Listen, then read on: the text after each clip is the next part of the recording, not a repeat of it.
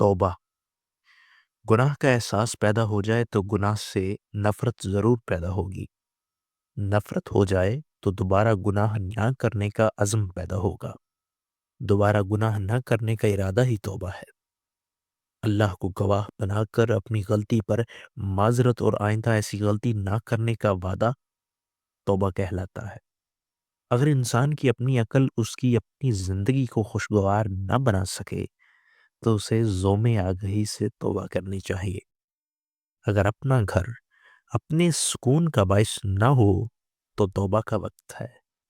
اگر انسان کو اپنا حال اور حالات درست کرنے کا شعور نہ ہو تو اسے دانشور کہلانے سے توبہ کرنی چاہیے۔ اگر مستقبل کا خیال ماضی کی یاد سے پریشان ہو تو توبہ کر لینا ہی مناسب ہے۔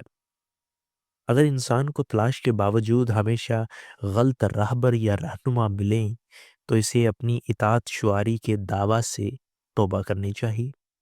اگر انسان اپنے آپ کو غم، پریشانی، غریبی، غریب الوطنی یا موت سے نہ بچا سکے تو اسے اپنے خود مختار ہونے کے بیان سے توبہ کرنی چاہیے۔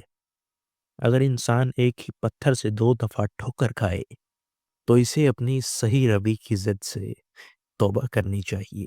اگر انسان اپنی جوانی اور روپ سے پریشان ہو تو اسے اپنے بناؤ سنگھار سے توبہ کرنی چاہیے۔